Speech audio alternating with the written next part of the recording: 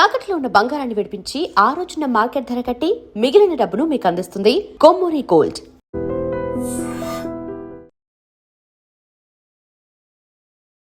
నమస్తే రమ్మగారు. నమస్తే జయ. రమ్మగారు, లైఫ్లో ఫెయిల్యూర్స్ కామన్. ఏదో ఒక వీడియో చూశాను, మనం ఫెయిల్ అయితేనే సక్సెస్ యొక్క వాల్యూ తెలుస్తుందంట, కింద పడితేనే కదా లేవాలని తెలిసేది అనేది ఒక కొటేషన్ ఎక్కడో చూసా. నిజం కదా అనిపించింది. కానీ మన మైండ్ దాన్ని ఎలా అర్థం చేసుకుంటుంది? ఓ నువ్వు కింద పడిపోయావు లెగు అని మైండ్ చెప్తుందా? సరే లెగుస్తాం ఎట్లా ఒట్లా పడి, అమ్మో మళ్ళీ పడిపోతామేమో అన్న భయం వెంటాడుతుందా? పడితే పడ్డాను, నేను లెగిసాను కదా, మళ్ళీ పడినా పర్వాలేదు, నేను గమ్యస్థానానికి చేరాలి అని సంకేతం ఇస్తుంది. అసలు మైండ్ ఏం చెప్తుంది రమ్మగారు? మైండ్ వాళ్ళ మనస్తత్వం మీద డిపెండ్ అయి ఉంటుంది. ఒకటి రెండోది వాడి చుట్టూతో ఉన్న సమాజం మీద కూడా డిపెండ్ అయి ఉంటుంది. ఈ రెండు పనిచేస్తాయి జయ మన మీద. ఒకటి మన మైండ్ సెట్, ఒరిజినల్ మన మనస్తత్వం. రెండోది మన సమాజం. ప్రతి ఒక్కరి మీద ఎవరైనా సరే, ఎవరైనా నువ్వు మనం పెద్దవాళ్ళం అయిపోతాం కదా. ఏదైనా ఫెయిల్యూర్స్ ఇవి అంటే మరి చిన్నప్పుడు ఏం తెలియదు, ఏ 10th క్లాసో ఇంటర్మీడియటో అనుకుందాం, అక్కడి నుంచే కదా మనకి మనం ఫెయిల్ అవటం పాస్ అవటం ఈ వ్యవహారాలన్నీ వచ్చేది. ఓ 10th అలా అనేసరికి 15-16 ఏళ్ళు ఉంటాయా. వీడికి తన చుట్టూతో ఉన్న సమాజం తనని ఎట్లా చూస్తోందో వాడు చూసుకుంటూ ఉంటారు ఎంతసేపు. ఆ వయసులో ఉన్న పిల్లలు కానీ, ఆడపిల్లలైనా మగపిల్లలైనా, ఆ వయసులో ఉన్న వ్యక్తి చుట్టూతో ఉన్న సమాజము అదేంటంటే ఇది పూర్తిగా పెద్దవాడు కాదు, వాడు చిన్నవాడు కాదు. ఈ పిల్లవాడు పెద్ద కాదు, చిన్న కాదు. ఫ్యామిలీ మీద ఫైనాన్షియల్లీ డిపెండెన్సీ ఉంటుంది, ఆర్థికమైన స్వావలంబన ఉండదు కదా ఆ వయసు పిల్లలకి. దాంతో వాళ్ళ ఆర్థిక పరిస్థితులు, కుటుంబం తాలూకు ఆర్థిక పరిస్థితులు, ఆ కుటుంబంలో ఉన్న మనుషుల మనస్తత్వాలు, వాళ్ళ తాలూకు ఆలోచన విధానంతో ఈ పిల్లవాడు ఫెయిల్యూర్ నుంచి కోలుకుంటాడా దిగనాసెళ్ళిపోతాడా అనేది డిపెండ్ అయి ఉంటుంది.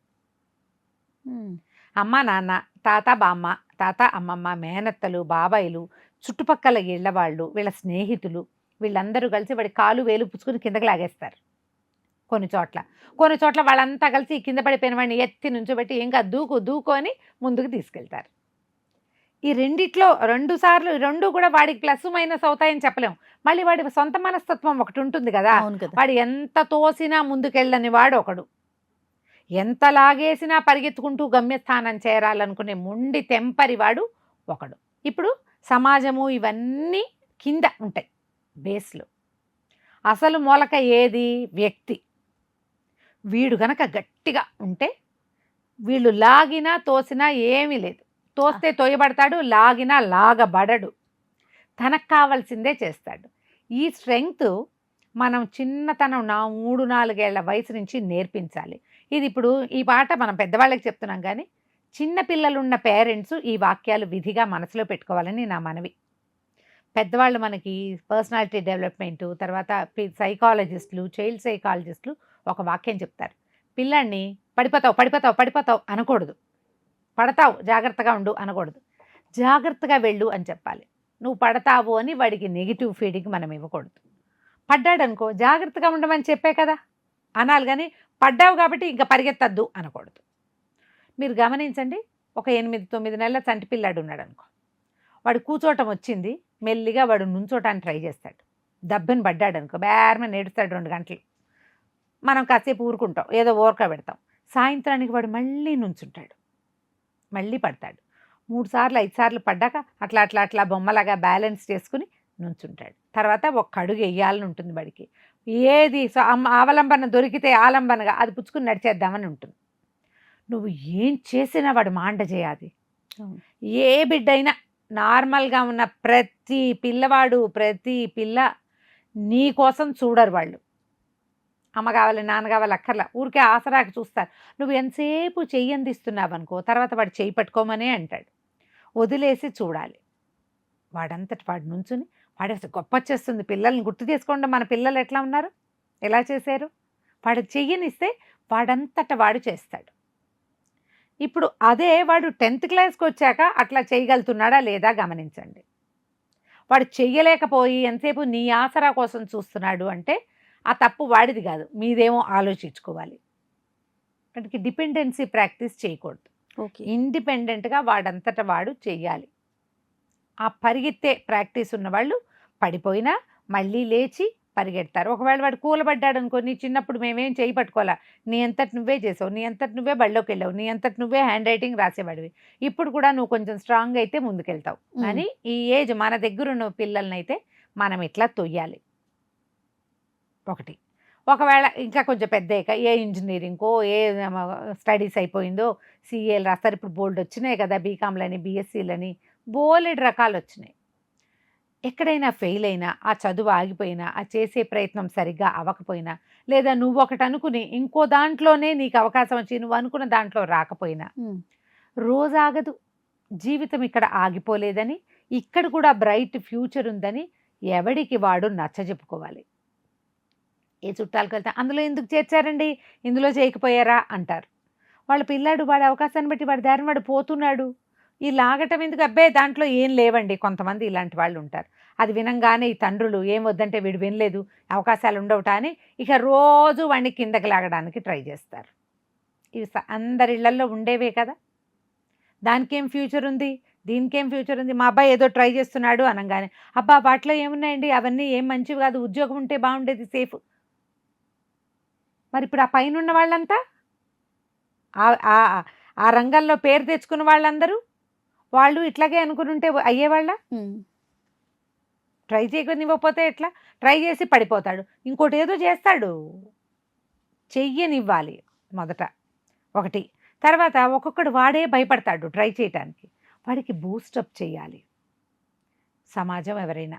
లేదా నేను ఇలా దిగిపోతున్నాను, నాకు దిగులు వస్తుంది, ఈ తగిలిన దెబ్బలు నన్ను బ్యాడ్ షేప్లోకి తీసుకెళ్తున్నాయి. ఎప్పుడు దెబ్బ గుడ్ షేప్లోకి తీసుకెళ్ళాలి. ఇప్పుడు ఒక పొరపాటు, ఒక పని పాడైపోయింది, దేనివల్ల పాడైపోయిందో నువ్వు కొంచెం రాసుకుని ఆలోచించుకోవాలిగా. చుట్టూతో సమాజం చెప్పడం కాదు, నువ్వు నేనేం చేశాను, ఏం చేయబోయాను. సంస్కృతంలో ఒక మాట ఉంది, వినాయకం ప్రకుర్వాణు రచయామాస వానరహ అని. వినాయకుడిని చేయబోయి ఆ బొమ్మ వానరమైంది, ఆంజనేయ స్వామిని చేయదాన్ని, అంతే సరిపోయిందిగా. వినాయకుడు కాకపోతే ఆంజనేయ స్వామి అవుతాడు. ఒట్టి వానరం అనుకో పోతవుతుంది. అదే దానికి చక్కగా 4 ఇవి చేసి అలంకారాలు చేసి చేతి మీద ఒక రామనామం రాస్తే ఆంజనేయుడు అవుతాడు. నీకు కుదిరిన దాన్నే బెటర్గా చెయ్యి, ఆలోచించాలి దేని మీద. ఇప్పుడు ఏదైనా ఒక దెబ్బ తగిలితే అది మనని షేప్ చెడగొట్టి కింద కూర్చోబెట్టేసి నేల మీద పడుకుని జీవితం దెబ్బతినిపోయే స్థితికి వెళ్ళకూడదు. తగిలిన ప్రతి దెబ్బ మనకి గుడ్ షేప్ ఇవ్వడానికే ఉండాలి. ఒక దశకి చేరుకున్న తర్వాత వెనక్కి తిరిగి చూసుకుంటుండాలి. ఎప్పుడు సింహావలోకనం అంటారు, వెనకాలకి తిరగాలి. ఇప్పటిదాకా మనం ఎక్కడెక్కడ పొరపాటు చేసాం, ఏ పొరపాటు వల్ల మనం ఇవాళ ఇంకా ఎక్కడో నుంచోవలసినవి ఇవాళ ఇక్కడ నుంచున్నాం.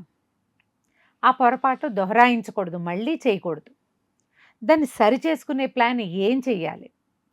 ఇదివరకటి రోజుల్లో ఇంత ఆలోచనలు అవి ఉండేవి కాదేమో జయ. ఇప్పుడు ఏంటంటే మనకి అన్ని ప్రొఫెషన్స్ చాలా పెరిగినాయి. పాత రోజుల్లో వృత్తి విద్యలుండి ఎవరి విద్య వాళ్ళు చేసుకుంటూ ఉండేవాళ్ళు. ఇప్పుడు అది కాదుగా, ఎక్కడ వాడో ఏమిటో చేస్తున్నాం. అవును, మనకు దొరికిన అవకాశాన్ని పట్టుకుని ముందుకెళ్తున్నాం, పైకి వెళ్తున్నాం, రకరకాల ప్రయత్నాలు చేస్తున్నాం. చేతొచ్చిన పనే ఏదో దాన్ని ఇంకా బెటర్గా చేసేందుకు చూస్తున్నాం. దీంట్లో ఏంటంటే మనకి వచ్చిన పనులని బాగా చేసేందుకు నేర్చుకోవటం ఒకటి, మనని మనం బెటర్గా ప్రజెంట్ చేసుకోవటం ఒకటి, మనని మనం షేప్ చేసుకోవటం ఇంకొకటి. ఇవి స్టూడెంట్ లైఫ్లోనే రకరకాల పాఠాలు వింటూ ఉంటారు స్కూళ్ళల్లో, కాలేజీల్లో. విని వదిలేయకండి, విని నేర్చుకోండి, గుర్తుపెట్టుకోండి, దాంట్లో ఇవి వాడుకోండి, మిమ్మల్ని మీరు సరి చేసుకునే ప్రయత్నం చేయండి. ఒకవేళ అలా లేదు, పిల్లలు మన దగ్గరే ఉన్నారు, మనం కూడా వాళ్ళని చిన్నబుచ్చి తిట్టి నువ్వెందుకు పనికిరాని వాడివని ఒక జడ్జిమెంట్ ఇచ్చేయకుండా, ఈ జరిగిన మిస్టేక్ ఎందుకు జరిగింది, ఈ పొరపాటు ఎందుకు జరిగింది కూర్చుని మాట్లాడి, వాడి ఫ్రెండ్స్ తోటో ఎవరైనా ఒక కౌన్సిలర్ తోటో కూర్చోబెట్టి మాట్లాడించి ఇంకొంచెం బెటర్మెంట్కి వెళ్ళడానికి ఏం చెయ్యాలో మనం ఏదైనా ఒక అవకాశం ఇవ్వచ్చు పిల్లలకి. ఇది ట్రై చేస్తేనే కుదురుతుంది. ఇప్పుడు ఫెయిల్యూర్స్ లేవా జయ? ఇదివరకు 10th క్లాస్ రిజల్ట్ అంటే 50%, 70% అని. 50% రిజల్ట్ అంటే మిగిలిన 50% ఫెయిల్ అయిపోయిన పిల్లలు ఏం చేయాలి? అక్కడే కూర్చోవాలా? అవును, మళ్ళీ రాసి పాస్ అవ్వద్దు, అవ్వాలిగా. ఆ తర్వాత ఇంకేదో చదవాలి కదా. ఈ 10th క్లాస్లోనే ఆగిపోయామనుకో, దానివల్ల ఏం ఉపయోగం? నువ్వు ఒక స్వీపర్ పోస్ట్ పని చేయాలన్నా, ఒక అటెండర్గా పని చేయాలన్నా, ఒక ఏ బట్టల కొట్లోనో బట్టలు చూపించడానికి కూడా మినిమం 10th క్లాస్ కావాలి కదా. అవునండి. అదైనా పాస్ అవ్వాలా? బాగా పాస్ అయిపోయారు అనుకో, ఒకవేళ రెండోసారి ట్రై చేసి, అప్పుడు ఇంకేదైనా మంచి కాలేజీలో చేరదామన్న ఐడియా రావచ్చు. పిల్లల వెనకాల నుంచోండి, లేదా మీరే ఉన్నారనుకోండి, మీ వెనకాల మీరే నుంచోండి. కరెక్ట్. మనతో మనం ఉండాలి ఎప్పుడు కూడా.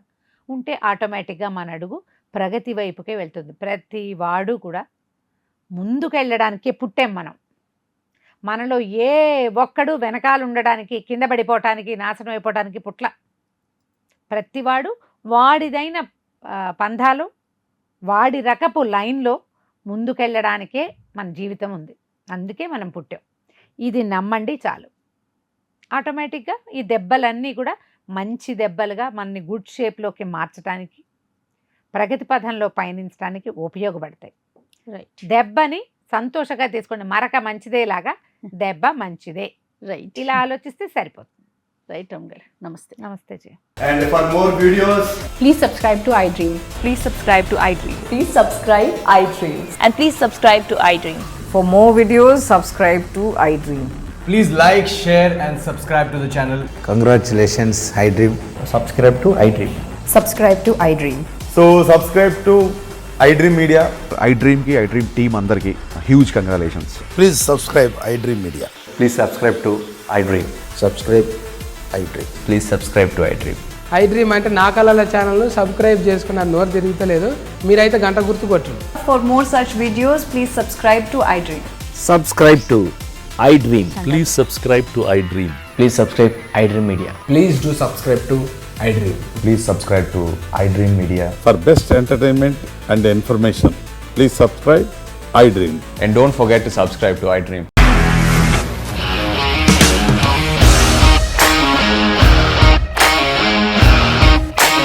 ఇండస్ట్రీలో కమిట్మెంట్ ఇష్యూస్ వస్తే నీకు కూడా వచ్చినట్టు మార్నింగ్ తీసుకెళ్ళారంటే కొట్టి పడేశారు.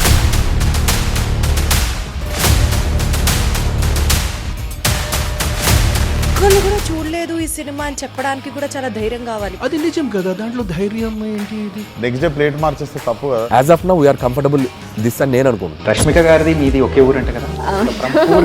నీకు కోపం వచ్చిందంటే బాగా తిట్టేత్తరా? తిట్టేద్దామండి. నిజంగా గేమ్ ని ఎలా చేంజ్ చేయగలిగారు? APSFC వాళ్ళకి 6 నెలల్లో నేను 6 లక్షలు కట్టా. బిజినెస్ చేయాలనుకుంటే it is as difficult as riding a tiger.